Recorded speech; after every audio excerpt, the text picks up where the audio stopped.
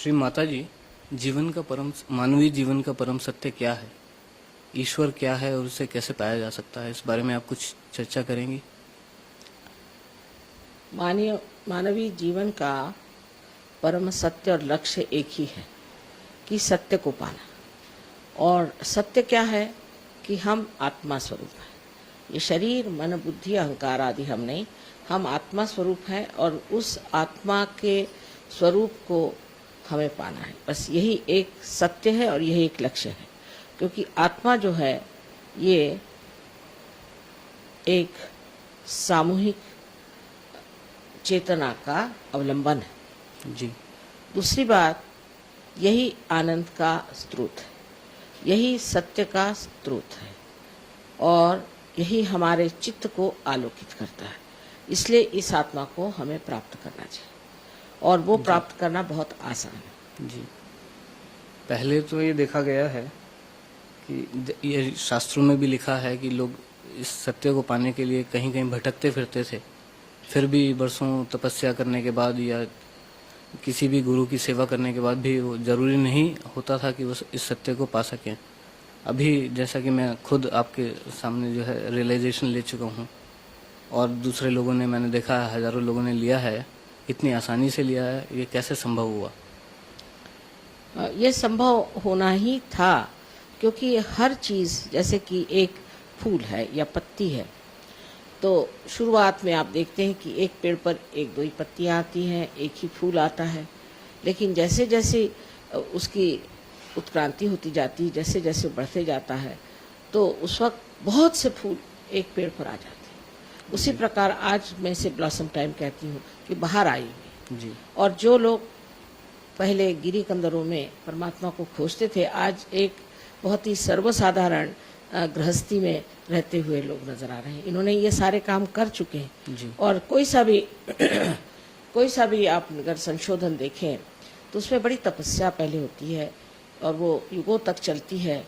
फिर उसको फलस्वरूप वो सब समाज हित के लिए, सबके लिए हितावह होते हुए और वो साध्य भी हो जाती है। जैसे आप बिजली को देखिए, आप इसको पाने के लिए कितनी मेहनत की गई थी, लेकिन आज हर एक ग्रामीण भाग में आप बिजली पाते हैं। राइट। तो वो समय आना पड़ता है। जी।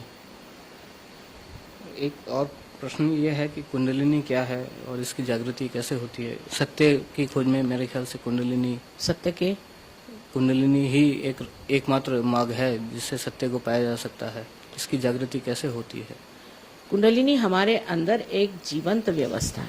जैसे हमारे अंदर हृदय है और हमारे अंदर अनेक शक्तियाँ कार्यान्वित होती हैं, उसी प्रकार हमारे अंदर कुंडलिनी नाम की शक्ति जो है सुप्तावस्था में त्रिकोणाकार अस्थि में, जिसे कि सेक्रम अंग्रेजी में कहते हैं। सेक्रम का मतलब होता है सेक्रेट। जी। तो ऐसी ये एक शक्ति है जिसे हम कहते हैं कि ये शक्ति शुद्ध इच्छा है।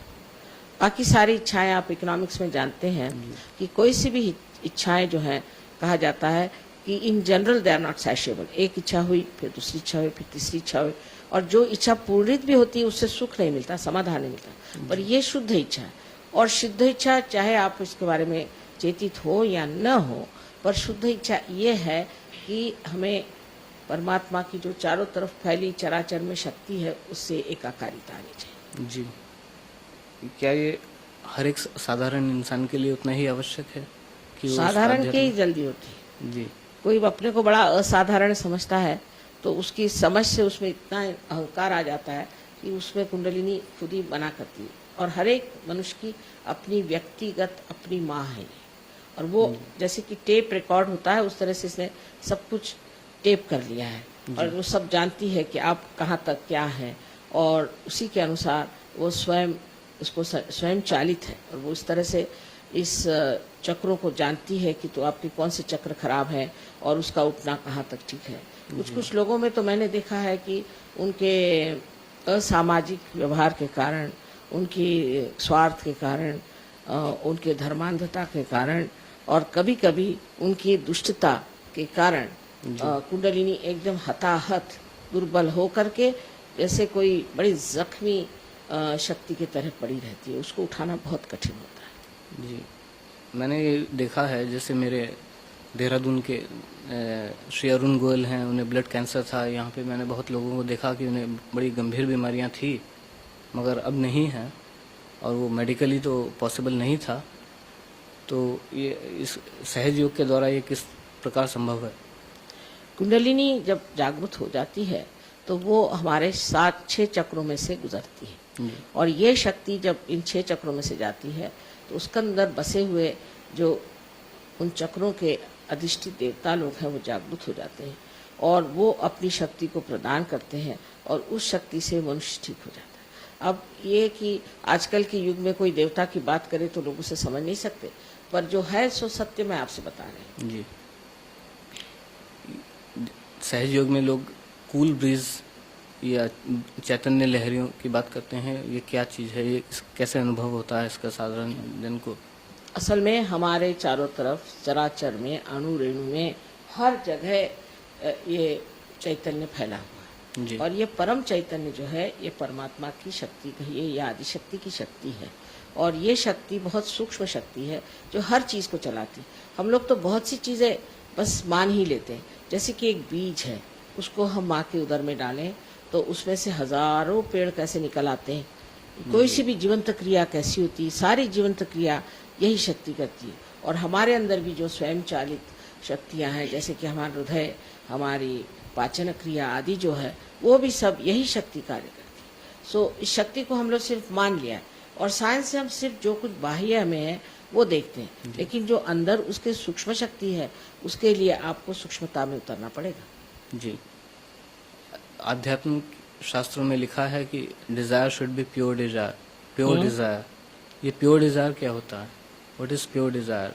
शुद्ध इच्छा और इच्छा, इसमें इच्छा जो है मनुष्य की, मैंने आपसे बताया कि कोई सी भी इच्छा जो होती है जो पूरी थी नहीं होती, जी। वो शुद्ध कैसे हो सकती? क्योंकि अगर वो शुद्ध होती तो उससे कोई तो समाधान होता, पर नहीं होता, फिर दूसरे पे हम करते। पर शुद्ध इच्छा ऐसी चीज है कि उससे आपका संबंध उस चराचर की शक्ति से हो जाने के कारण, जैसे कि इसमें अब आपके ये कनेक्शन है, जब तक आप इसको मेन से नहीं लगाइएगा, आप कुछ भी कर लीजिए, इसका कुछ मन नहीं भरने वाला। इसी प्रकार की चीज समझ लीजिए कि आप जब मेन से लग गए तो आप पूरी तरह से समाधान में आ जाते हैं। इतना ही नहीं, लेकिन आपका चित्त इतना आलोकित हो जाता है कि आप स्वयं पे आश्चर्य करते हैं कि मैं ऐसी कौन विशेष चीज है। जैसे मान लीजिए कोई देहात में आप गए और वहाँ आप टेलीविजन ले गए और कहने लगे कि इसके अंदर सब तरह के आप सुंदर सुंदर नृत्य वगैरह देख सकते हैं, सारी दुनिया की चीज़ें देख सकते हैं, तो कोई देहाती कहेगा कि बेकार की बातें करते हैं, इस डब्बे में क्या आएगा। पर जब आप उसको मेन से लगा देते हैं तो खुद ही हैरान होता है। इसी प्रकार हम भी एक उत्कृष्ट कंप्यूटर हैं, हम उत्कृष्ट एक टेलीविजन है। जो कुछ आपने बाहर बनाया उससे बहुत ही कहीं अधिक कार्यशील और उत्तम ऐसा हम लोगों का साधन है, उसको इस्तेमाल करना चाहिए। जी। एक और बात यह है कि जैसे मैंने अभी देखा है कि बहुत लोग पहले इस सहज योग में आने से पहले शराब पीते थे या सिगरेट पीते थे। ये जो सेमिनार हो रहा है इसमें ना तो मैंने किसी को भी, इतने हजारों लोगों की गैदरिंग में किसी एक को भी सिगरेट पीते नहीं देखा है। ये आप कैसे एक्सप्लेन करेंगे? हाँ, एक रात में ही छोड़ के खड़े हो जाते हैं। उसकी वजह ऐसी है कि जब आपकी आत्मा की जागृति हो जाती है तो आपके अंदर प्रकाश आ जाता है। जैसे कि समझ लीजिए हम आपसे कहें कि आपने हाथ में एक सांप पकड़ा हुआ है और अंधेरा है, आपको दिखाई नहीं दे रहा, तो आप कहेंगे नहीं ये सांप नहीं, ये तो एक रस्सी ही है, और आप मानेंगे ही नहीं हम जितना भी कहेंगे ये रस्सी नहीं, ये सांप है। पर अगर आप में प्रकाश आ गया तो आप स्वयं ही उसको छोड़ देंगे एक क्षण में, और आप बहुत शक्तिशाली हो जाते हैं। उस शक्ति में प्रेम है, ये विशेष बात है। बहुत आप कहना चाहिए कि आप बहुत डायनामिक हो जाते हैं, पर उसी के साथ आपके अंदर अत्यंत प्रेम बहने लग जाता है। जी। एक और बात जो मैं आपसे बहुत ज़रूरी रूप से पूछना चाहता हूँ ये है कि क्या साधारण जीवन जो है सिर्फ अच्छा होना काफ़ी नहीं है? उसे हर एक साधारण आदमी को आध्यात्म में उतरना उतना ही आवश्यक है जितना कि जो लोग प्योर डिज़ायर रखते हैं उनके लिए है? अपने जीवन में जो आदमी सोचते हैं कि हम अच्छा ही कर रहे हैं और हम ठीक से रह रहे हैं, तो उस पर मैं ये कहूँगी कि जो कुछ भी वो करते हैं उसमें एक तरह से उनके अंदर अहंकार जरूर जागृत होता है। और इसीलिए कृष्ण ने कहा कि सब कर्म करके तुम मेरे ऊपर छोड़ो, मैंने अकर्म में उतरूं। ये सिर्फ आत्म साक्षात्कार के बाद हो सकता है। और दूसरी बात उन भक्ति के लिए भी कहा है, बहुत एक ही शब्द पे नचाया है, अनन्य, कि जब दूसरा नहीं होता है ऐसी आप भक्ति करिए, ये भी आत्म साक्षात्कार है। इसलिए जो रोज के जो जीवन में हम सोचते हैं हम अच्छा काम करते हैं, ये सिर्फ हमारी बौद्धिक समझ है, इससे परे नहीं। लेकिन केवल सत्य तो सिर्फ आप आत्मा से ही जान सकते हैं कि ये केवल सत्य है। इसीलिए सहयोग में आप देखिए हर आदमी वही बात कहेगा, कोई ऐसा नहीं होगा कि एक आदमी एक बात कहेगा दूसरा आदमी दूसरी बात कहेगा, कोई वाद विवाद का सवाल ही नहीं आता है, एक दूसरों का मजा उठाने के सिवाय कुछ और होता ही नहीं। जी, आपने जैसे बताया आपके मुताबिक हर एक आदमी के लिए अभी आध्यात्म में उतरना बहुत आवश्यक हो चुका है, लेकिन वो आध्यात्मिक और सांसारिक जीवन में कैसे समन्वय कर पाएगा? वो बहुत ज्यादा हो जाता है, क्योंकि परिवर्तन आ जाता है, मनुष्य में परिवर्तन आ जाता है, उसके अंदर का अहंकार ढल जाता है, उसके अंदर में जो कुछ उसमें कुसंस्कार हैं, कंडीशनिंग्स हैं, वो गिर जाती हैं, और मनुष्य एक स्वस्थ, एक बहुत प्रेममय और एक बहुत ही समझदार, वाइस जिसको कहते हैं, इस तरह का इंसान बन जाता है। तो ऐसे आदमी के साथ जीवन बिताना तो बड़ी मजे की चीज है जी। और इससे बच्चे भी बहुत अच्छे हो जाते हैं और आपस के संघर्ष कम हो जाते हैं। संघर्ष इसलिए आते हैं क्योंकि हम अज्ञान में, अंधकार हो उस वक्त सब लोग बैठे रहते हैं, उनको ये नहीं पता कि हमारा एक दूसरे से रिश्ता ही क्या है। अगर वो चलने लग जाए तो चारों को अपने पैर से कुचल देंगे, किसी को गिरा देंगे, किसी को मार देंगे, पता ही नहीं चलेगा। पर अगर जब प्रकाश आ जाएगा तो वो देखते हैं कि ये यहाँ, हम यहाँ, हमारी ये जगह, उनकी वो जगह, कोई किसी की भी स्वतंत्रता को किसी का आक्रमण नहीं करता। जी, अब हम ये मान लेते हैं कि हर साधारण इंसान ये समझ गया है कि उसे आध्यात्म में उतरना है, इसके लिए उसे किसी गुरु की ज़रूरत होगी, तो वो मिथ्या गुरु या सत्य गुरु, सदगुरु, इसमें कैसे पहचान कर पाएगा? सदगुरु के पहचान के अनेक लक्षण बताए गए हैं, सभी सदगुरुओं ने इसके बारे में लिखा है, पर एक सर्वसाधारण एक सदगुरु के बारे में ये सोचना चाहिए कि उसका चित्त कहाँ रहता है। उसका चित्त गरीबों में, तंग हुए लोगों में, उनकी परेशानियों में, उनकी आफतों में, उनके सारे जीवन में ही आप देखेंगे शुरू से ही। जैसे कि इस वक्त में हमारे यहाँ अपने देश के आज़ादी के लिए संघर्ष हुए थे, तो इन संतों ने, जैसे टुकड़ू जी महाराज वगैरह ने उसमें ये किया था, फिर गाड़गे महाराज वगैरह जो लोग थे, इन्होंने गरीबों की सेवा के लिए बहुत कुछ किया। तो इनका सारा चित्त वही रहता है। और रईस लोग और बड़े सक्सेसफुल लोग और बड़े, जिसको कहना चाहिए कि यशस्विता के चरम सीमा पे पहुंचे हुए लोग, जो राजकारण में बड़े ऊंचे पहुंचे हुए लोग हैं, उनसे दूर भागते हैं जी। उनसे चाहते हैं कि उनसे दूर ही रहें, और उनसे कोई उनको मतलब नहीं रहता। उनको मतलब उन्हीं लोगों से रहता है कि जो बिल्कुल बहुत नीचे स्तर पे हैं, जो बहुत दुखित हैं और उनके लिए बहुत दुखी भी रहते हैं। ये एक पहली पहचान तो ये है। दूसरा ये कि जो सदगुरु होता है उसको आपके पैसा या आपकी कोई सी भी दुनियाई चीज़ में कोई भी इंटरेस्ट नहीं होता, कोई इंटरेस्ट होता। वैसे भी उसको पैसे की बात समझ ही भी नहीं आती कि पैसा क्या चीज़ है, बैंक की क्या चीज़ है, बिल्कुल इकोनॉमिक समझ ही नहीं आता उसको। और वो बहुत दानी होता है, जो चीज़ हाथ में आए दान करते जाता है। हमारे घर में तो सब लोग डरते ही रहते हैं कि एक दिन ये सारा घर ही दान कर देंगे सब। हमारे घर वाले तो बहुत घबराते हैं हमसे कि इन्होंने न जाने कितनी चीज़ें दान कर दी अभी और क्या करने वाली हैं। जैसा कि अभी देखने में आ रहा है कि पश्चिम में तेजी से राजनीतिक परिवर्तन हो रहे हैं, मार्क्सवाद एकदम खत्म हो चला है और टूटने लगे हैं ये देश। इसमें एकदम नए राजनीतिक समीकरण तैयार होने लगे हैं, चाहे वह देश चेकोस्लोवाकिया हो, रोमानिया हो या रूस हो। इसका ये सब एकदम से क्यों हो रहा है पूरे संसार में? आपको विश्वास नहीं होगा, लेकिन योगा सेमिनार रशिया में हुआ था।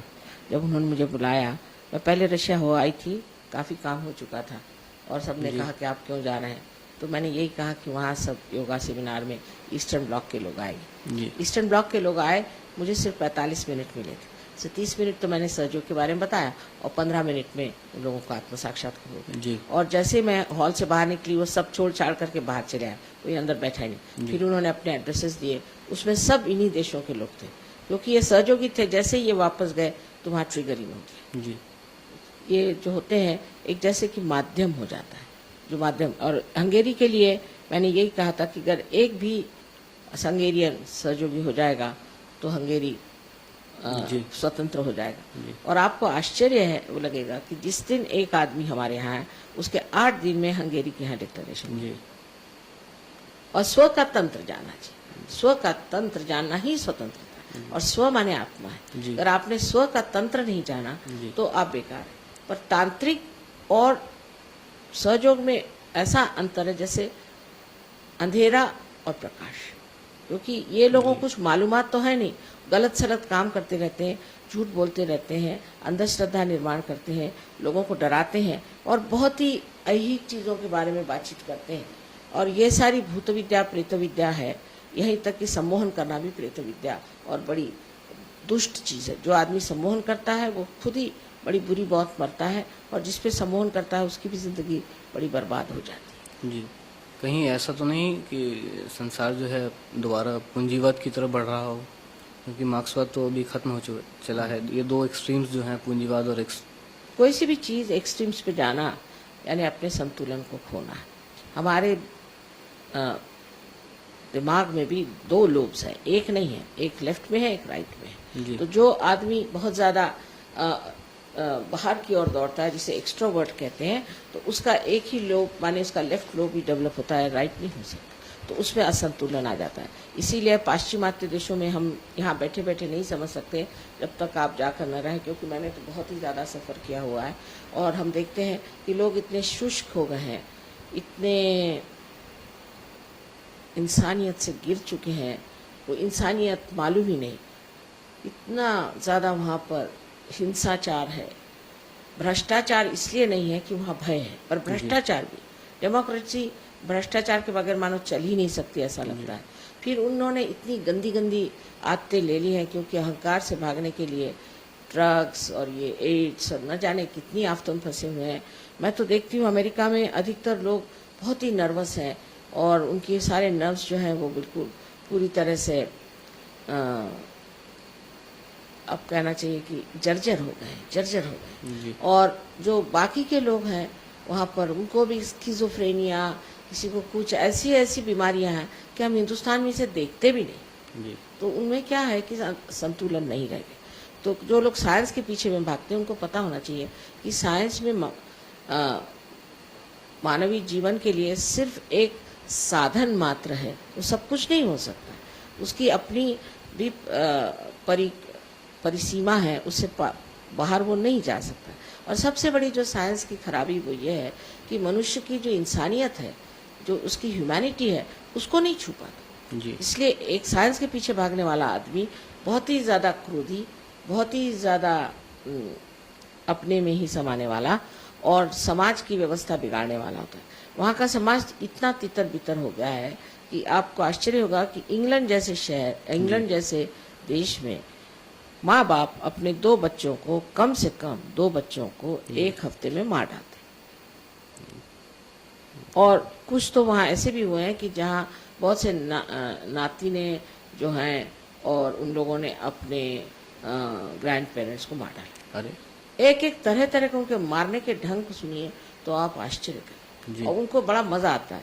मैं जब लास्ट टाइम गई थी वहाँ लॉस एंजलिस, तो जिस रास्ते से मैं जा रही थी तो किसी ने बताया कि इस रास्ते पर गए हफ्ते में 11 आदमी मारे गए। मैंने कहा किस लिए? कहले कुछ नहीं, at the heck of it. अरे बस निकाली बंदूक मार डाला। उनको इसी में मजा आता है, क्योंकि मनुष्य उसमें संतुलन सब खो जाता है। तो जिसके बाद जो सोचते हैं कि पाश्चिमात्य देश बहुत अच्छी हालत में है, तो ऐसा बिल्कुल नहीं, क्योंकि वहाँ पैसा ज़रूर है, लेकिन पैसा ही सब कुछ नहीं होता। पूंजीवाद के ओर जाने वाले लोगों को पता होना चाहिए कि पूंजी से ही ये सब कार्य नहीं। जी।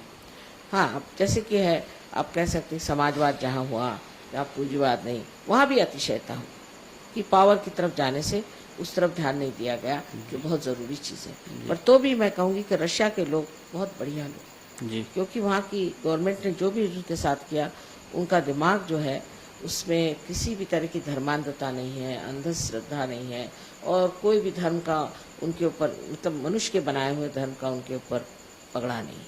वो लोग किस तरह से, एक तरह से बड़े स्वतंत्र विचार के लोग हैं, पर उनको राजकारण में वो फंसे नहीं, राजकारण से उनका मतलब नहीं था। और अब जब हम जब वहाँ पहुंचे तो मैं इतने आश्चर्य में हूँ कि वहाँ लोगों ने श्री चक्र पे भी काम किया है जी और इतनी हमारे शास्त्रों की उन्होंने मतलब इतना अध्ययन किया हुआ, उनको इतना मालूम है जी और बड़े सुलझे हुए लोग हैं।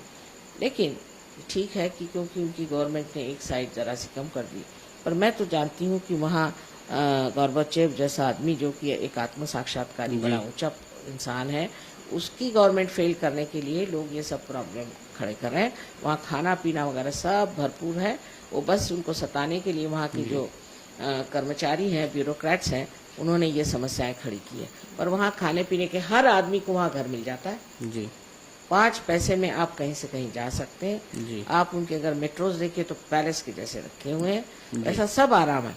पर उनको जो स्वतंत्रता नहीं थी उसके वजह से वहाँ हमारे लिए भी एक प्रश्न था कि हम वहाँ सहयोग नहीं ले जा सकते। जी लेकिन अब उस एक कहना चाहिए डिसिप्लिन नेचर में बढ़ने से उनमें एक तरह की बड़ी साधना सी है और जी वो इतने जल्दी सहयोग को प्राप्त करते हैं कि उनका कोई हेरिटेज नहीं है, पर इसको इतने जल्दी प्राप्त करते हैं और इसमें कहाँ से कहाँ उठ गए। यहाँ तक कि गवर्नमेंट ने हमको वहाँ रिकॉग्नाइज किया है। जी अभी जो एक नया दौर चला है, हिंदुस्तान की प्राथमिकताएं क्या होनी चाहिए? संसार में निरस्तीकरण का एक नया दौर चला है। कौन श्री सा दौर? गोर्बाचेव के निरस्तीकरण, आर्म्स डिस्टेबलाइजेशन ऑफ आर्म्स, क्या? ये हथियार जो just put it off, I couldn't follow. निरस्तीकरण होता है ना, हैं? शस्त्र जो न्यूक्लियर आर्म्स निशस्त्रीकरण ना, ये जस्ट आगे just cut it out this much part. Yes, this much part we'll cut it out later on. All right. Now again. पूछिए। संसार में निशस्त्रीकरण का एक नया दौर चला है। श्री गोर्बाचेव के आने राजनीति पर्दे पर उतरने के बाद उसका क्या भविष्य है? क्या वो तो पूरा मतलब कमाल की चीज है, क्योंकि जब 2 आदमी होते हैं तब झगड़ा होता है। जी एक हाथ से तो ताली नहीं बज सकती। उसका ये प्रत्यंतर है कि जो एक हाथ हट गया तो अब दूसरा हाथ क्या करे। उन्होंने अपने को पूरी तरह से और बड़े ईमानदारी के साथ अपने को हटा लिया। उसको हटाते ही दूसरा जो हाथ था उसको अब समझ नहीं आ रहा क्या करे। जी तो एक तरह से निशस्त्रीकरण तो करना ही पड़ेगा, और ये अगर पहले हो जाता तो बहुत ही अच्छा होता, पर सारी चीज का समय आना पड़ता है। तो उन्होंने निशस्त्रीकरण के बारे में बड़ी ईमानदारी से इसका कार्य किया हुआ और उसके मामले में किसी को शक नहीं। अब ये हो रहा है कि फिर काय को शस्त्र आप रखें, लेकिन अब भी कुछ कुछ देश हैं जिद्दी लोग, वो सोचते हैं कि नहीं ऐसे कैसे हो सकता है। उनको अभी भी अपने संरक्षण के लिए सोचते हैं कुछ रखना चाहिए, पर कोई संरक्षण की जरूरत ही नहीं। अगर आप निशस्त्र हैं तो आप बहुत ज्यादा संरक्षित हैं। जी जैसे हम सहयोग में ये सोचते हैं कि अगर आप संत हैं तो आपको किसी के ऊपर कोई भी आक्रमण करने की जरूरत नहीं, क्योंकि आपके पास पूरी शक्तियाँ परमात्मा की है। कौन आपको हाथ लगा सकता है? और कुछ थोड़ा बहुत हो भी गया तो ठीक हो सकता है। जी ये जो शांति की स्थापना के लिए यूएनओ की स्थापना हुई थी और ये काफ़ी समय पहले हुआ था, मगर मैं देखता हूँ और आपने भी देखा होगा कि ये कितना कई बार ये निरर्थक रहा है। उसकी वजह ये है कि युद्ध रोकने के लिए या फिर शांति स्थापित करने के लिए वीटो पावर भी कुछ नेशंस रखते हैं। They always veto it against each other, और न्यूट्रलाइज हो जाते हैं जो कमज़ोर देशों के जो प्रस्ताव होते हैं, शांति प्रस्ताव। वो तो आप यूएनओ का फ्यूचर क्या देखते हैं, और वो संसार में शांति या यूनिटी लाने के लिए कितना सफल हो पाएगा? असल में आपको ये सोचना चाहिए कि जो लोग शांति प्रस्तापित करना चाहते हैं वो स्वयं शांति में है या नहीं, उन्होंने शांति को प्राप्त किया है या नहीं, स्वयं वो अशांत है। फिर यूएन का जो पूरा संगठन है वो बना हुआ है अनेक देशों पे। अब अनेक देशों में अनेक तरह की प्रणालियाँ और अपनी विचारधाराएं हैं, गतिविधियां हैं, और वो उसी चीज़ को मान्यता देते हैं कि अगर कोई सोचता है कि मैं सही हूँ तो सोचता है यही सही है। वो ये नहीं सोचता कि मुझे शांति रखनी है। तो ये डावाडोल जैसे समझ लीजिए इनकी जो इमारत है एक डावाडोल चीज़ पर खड़ी हुई है। पर अगर इसमें के लोग स्वयं उस शांति को प्राप्त करें अब आपको सुनकर खुशी होगी कि यूएनओ में भी सहयोग मेडिटेशन सेंटर बन गया। जी उसमें अगर ये मेडिटेशन से इस शांति को प्राप्त कर लें जी तो उनके अंदर वो एक मूक शक्ति आ जाएगी जो कार्यान्वित होगी, और इतना ही नहीं, उनके जीवन का असर भी लोगों पर पड़ेगा। जी अभी तो हर जो कोई भी वहाँ सेक्रेटरी जनरल होता है उसको हर देश को खुश करना पड़ता है, क्योंकि वो देश उन्हें पैसे देते हैं, और अगर जरा सी कोई बात हो जाए तो देश नाराज हो जाता है। खास करके अभी अभी आपको मालूम है कि यूनेस्को पर अमेरिकन एकदम नाराज हो गए और उन्होंने अपने पैसे हटा लिए। जी तो इस तरह के जहाँ की आपको संस्थाएं मिलती हैं, जहाँ आपको दूसरों को हर समय खुश करना पड़ता है, उनकी मर्जी रखनी पड़ती है, तब ऐसी ऐसी संस्थाएं किस तरह से कोई भी कार्य को सिद्ध कर सकते हैं? नहीं कर सकते, क्योंकि उनको हर समय हर आदमी को खुश करते होना पड़ता है। हाँ, पर अगर इसमें जो नियुक्त लोग हैं वो सिद्ध हो जाए, और जिन्होंने इनको नियुक्ति दी है वो साफ साफ कह दें कि इनकी नियुक्ति में हम कोई भी बीच में दखल नहीं करें, जी तब फिर कार्य हो सकता है।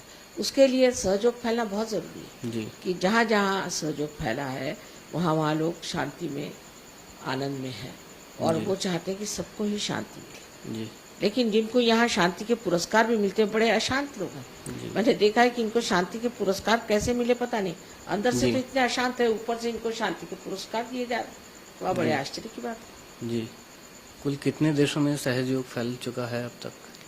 अभी तो मेरे ख्याल से 36 देशों में है, हिंदुस्तान छोड़ करके, पर अब कहना चाहिए हिंदुस्तान मिला के, रशिया मिला के 38 नेशंस में हमारे बहुत जोरों में काम चल रहा है। इसमें पर ऐसे हर एक देश में है, सियरा निवाड़ा है, ये है वो है, ऐसे छोटी छोटी जगह बहुत है, और साउथ अफ्रीका में 2000 लोग सहयोग कर रहे हैं। जी ये तो बड़े आश्चर्य की बात है। बहुत आश्चर्य। जी राजनीति से इस संबंध एक और सवाल मैं पूछना चाहता हूँ, हिंदुस्तान की राजनीति से। हिंदुस्तान में भी अभी एक बहुत बड़ा राजनीतिक परिवर्तन आया है। पहली बार ऐसा लगा है कि लोगों ने क्लियर जो गवर्नमेंट के रूलिंग गवर्नमेंट के खिलाफ कोई क्लियर वो वीटो किया हो।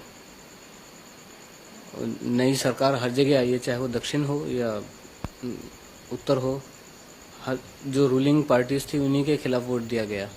और अभी लोग एक बिल्कुल नया पर्दा जो राजनीति का आया है, उसका वो भविष्य में किस रूप को वो धारण कर सकता है? मतलब हिंदुस्तान के लोग भ्रष्टाचार से हमेशा तंग आ जाते हैं, लेकिन भ्रष्टाचार से तंग आने पर भी जिन लोगों को उन्होंने सिलेक्ट किया है, जब तक वो इस सत्य को न जाने कि भ्रष्टाचार हटाने के लिए हमें यहाँ लाया गया है और हमें हर हालत भ्रष्टाचार हटाना चाहिए, और ऐसे लोग की जो भ्रष्टाचार में रत हैं उन लोगों को बिल्कुल ही निकाल देना चाहिए, उनसे कोई संबंध ही नहीं रखना चाहिए। ऐसी अगर शुद्ध अगर हमारी व्यवस्था हो जाए तो अपना देश तो वैसे भी बड़ा सात्विक, बहुत ही धार्मिक और अत्यंत सुंदर देश है। ये तो योग भूमि है। अभी मैं आपसे बता सकती हूँ कि लाल बहादुर शास्त्री के प्रति लोगों को कितनी श्रद्धा है जी। और जब उनकी मृत्यु हुई थी तो मैंने देखा कि मिलिट्री वाले भी ऐसे रो रहे थे जैसे उनका बाप ही मर गया। वो भी अपने को किसी तरह से संभाल नहीं पा रहे थे। तो क्या उनमें क्या विशेषता थी कि वो देश प्रेमी थे, देश के प्रति नितांत उनको श्रद्धा थी और वो जानते थे कि मेरा देश बहुत उत्तम देश है। और दूसरी बात यह है कि देश का पैसा खाना, लोगों का पैसा खाना और इस तरह की मतलब बहुत ही गिरी हुई बातें वो कभी सोच भी नहीं सकते। ऐसे आदमी थोड़े दिन आए जन संसार में, लेकिन उनका अभी भी नाम है और प्रदेश में भी लोग उनको बड़ी श्रद्धा से देखते हैं। उनके प्रति किसी ने भी कोई उनके खिलाफत में आज तक एक शब्द नहीं। जी, जैसा कि मुझे मालूम चला है कि आपने आज़ादी की लड़ाई में भी हिस्सा लिया और जेल भी गई, तो आज़ादी के बाद क्या आपने कभी राजनीति में आने की ज़रूरत महसूस नहीं की?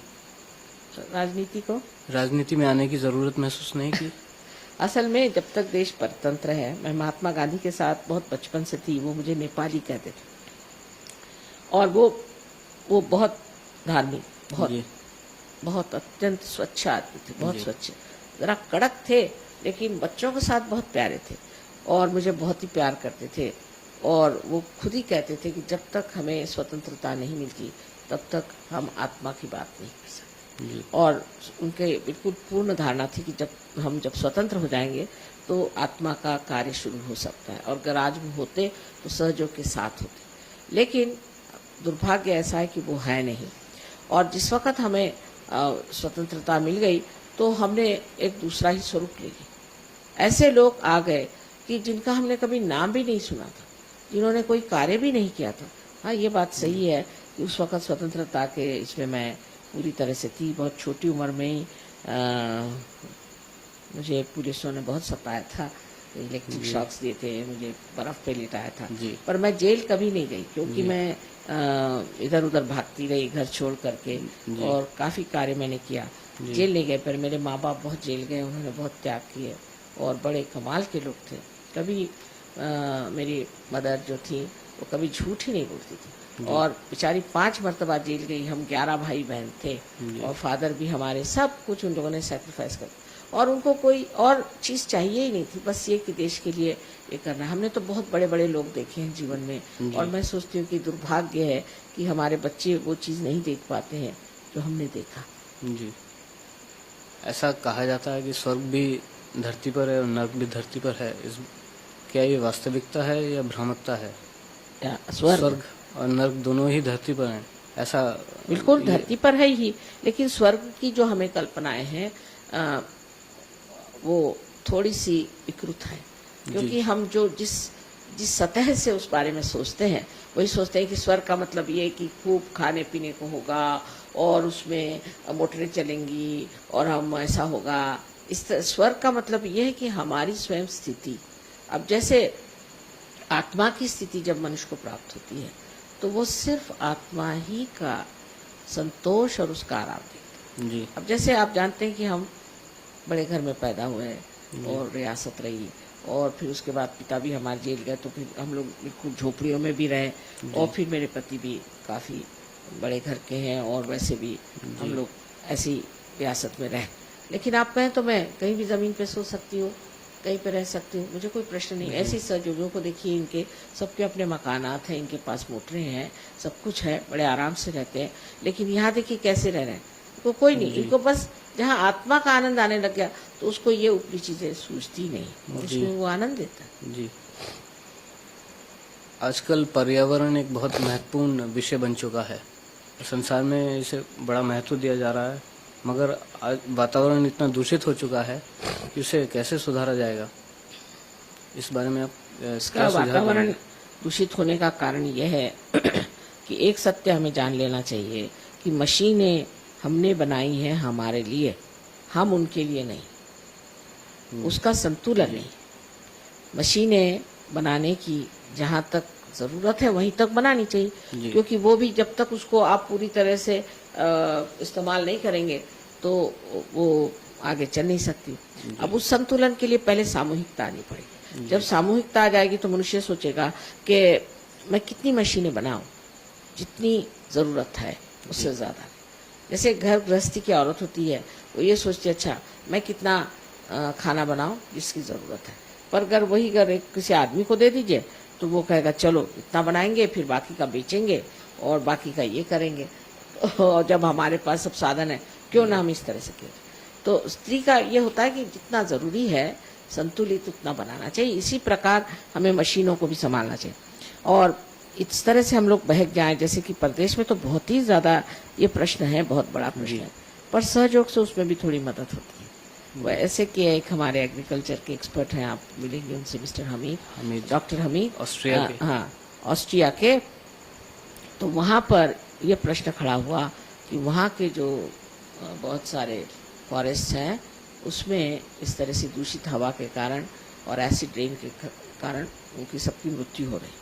तब इन्होंने सहयोग के, हम जिसे कहते हैं कि वाइब्रेटेड वाटर जो होता है, वो उसमें डालने से वो बता रहे थे कि 60 साल के ऊपर के तो नहीं बचा पाए, पर उसके नीचे के जितने भी थे सब बच गए और सब हरा भरा हो गया। जी उन्होंने मुझे कुछ फोटोग्राफ्स दिखाए थे वाइब्रेटेड सीड्स और नॉन वाइब्रेटेड सीड्स के ऊपर।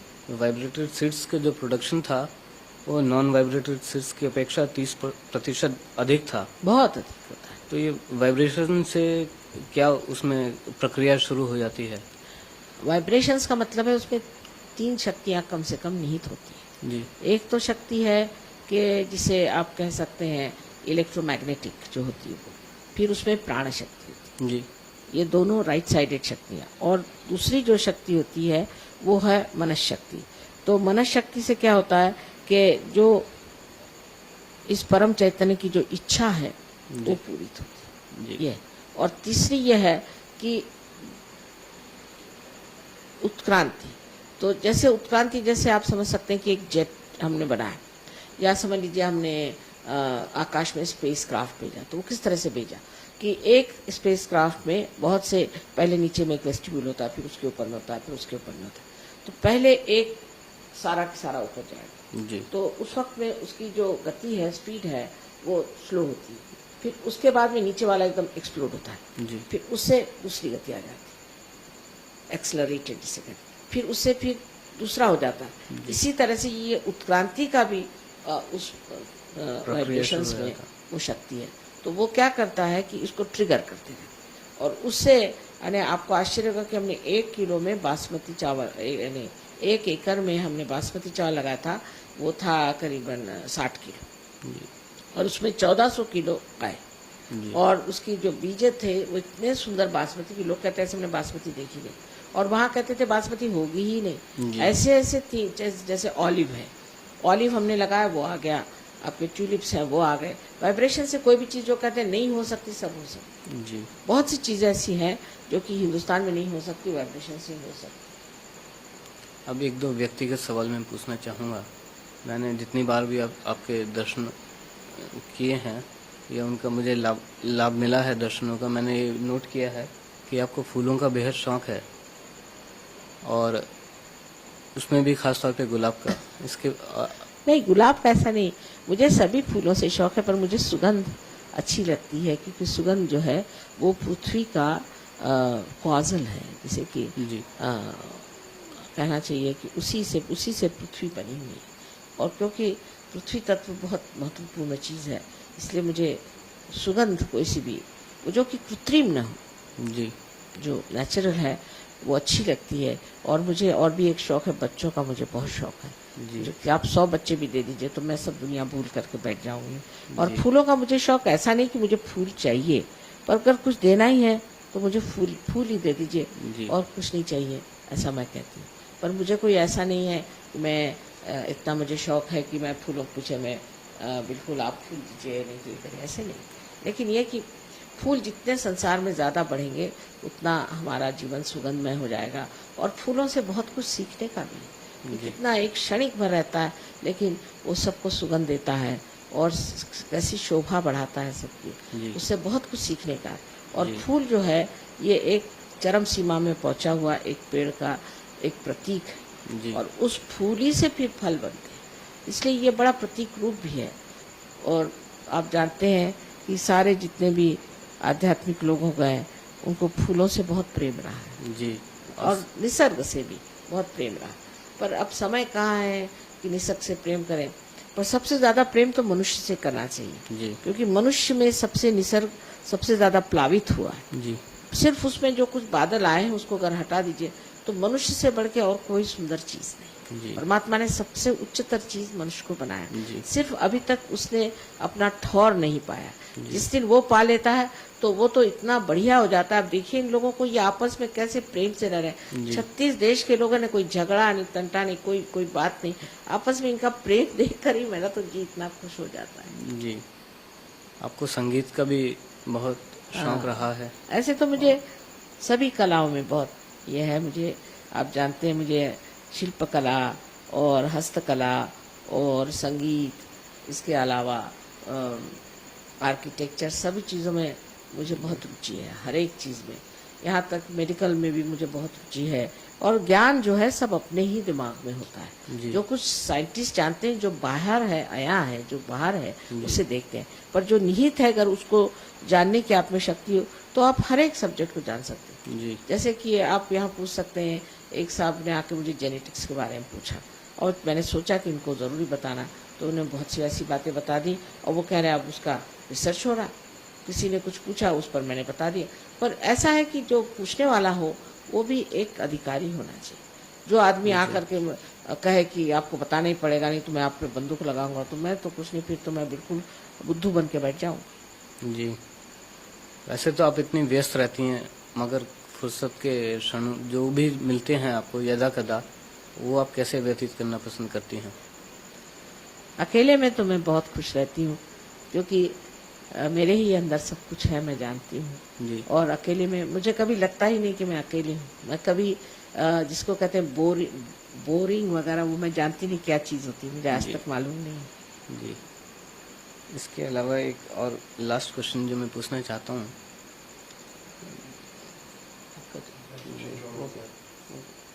We have a few minutes. What, 4 minutes? 2 minutes. 3 minutes? हाँ, चलो पूछ लो।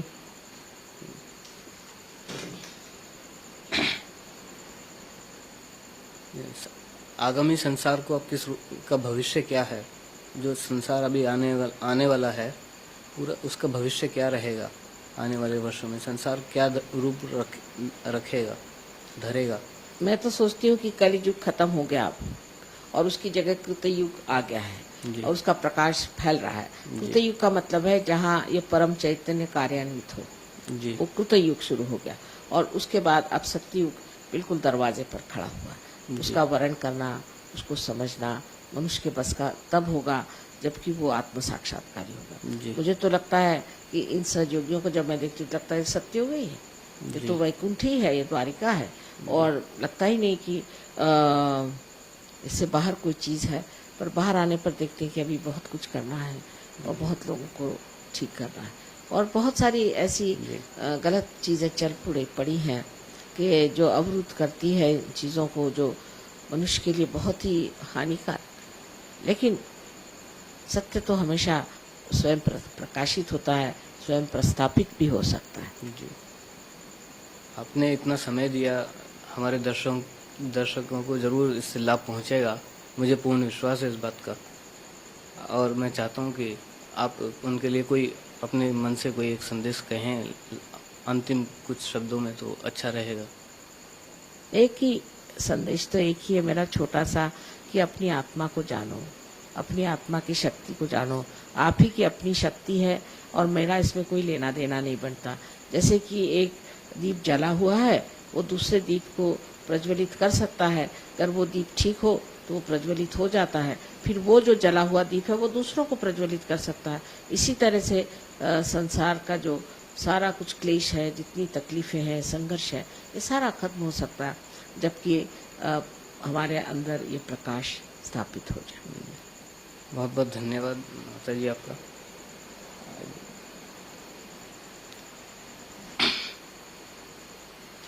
Done? Yes, right. All right.